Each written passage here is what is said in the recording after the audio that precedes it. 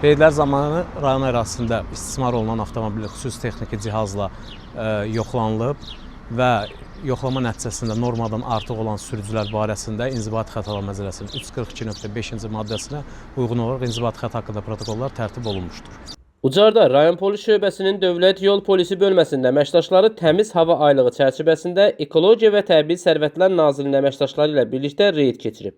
Reyd zamanı atmosferi çirkləndirən avtomobil sürücüləri cərimələnib. Hər il ənənəvi olaraq keçirilən tədbirdə avtomobillərin sazlığı, havaya buraxılan zərərli qazların miqdarı ölçülüb. Texniki cəhətdən nasaz olan avtomobillərin sürücülərinə aradan qaldırılması gerəkən nöqsanlar izah edilib. Cərimələr tətbiq olunub.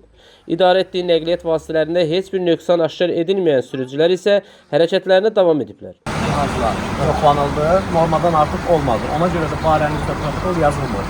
Digər sürücülərə nə tövsiyə görürsünüz ki, sizi kimin nəqliyyat vasitəsi olmalıdır? Tövsiyə edirəm ki, vaxtından avtomobildən qulluq eləsinlər, atmosferi çirkləndirməsinlər. Amma deyə bilərəm yəni. Səhər saatlarından başlayan reyd günorta saatlarına qədər davam edib. Reyd zamanı 50-yə yaxın sürücü ilə profilaktik söhbətlər aparılıb. Yol patrul xidməti əməkdaşları sürücüləri diqqətli olmağa, hərəkətə başlamazdan öncə nəqliyyat vasitələrinin sazlığından əmin olmağa çağırıblar. Təmiz hava aylığı ilə əlaqədar olaraq 2026-cı ilin aprel ayının 25-dən may ayının 15-nədək Ucar rayon polis şöbəsinin Dövlət Yol Polisi bölməsinin əməkdaşları eyni zamanda Ekologiya və Təbii Sərvətlər Nazirliyinin 8 saylı regional ekologiya idarəsinin əməkdaşları ilə birgə rayon ərazisində mütəmadi reydlər keçirilmişdir.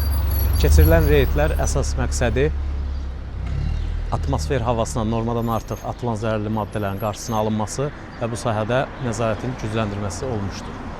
Reydlər zamanı rayon ərazisində istismar olunan avtomobil xüsusi texniki cihazla yoxlanılıb və yoxlama nəticəsində normadan artıq olan sürücülər barəsində İnzibati Xətalar Məcəlləsinin 342.5-ci maddəsinə uyğun olaraq inzibati xəta haqqında protokollar tərtib olunmuşdur. Mənim də maşınımı yoxladılar. Heç bir nasazlıq çıxmadı.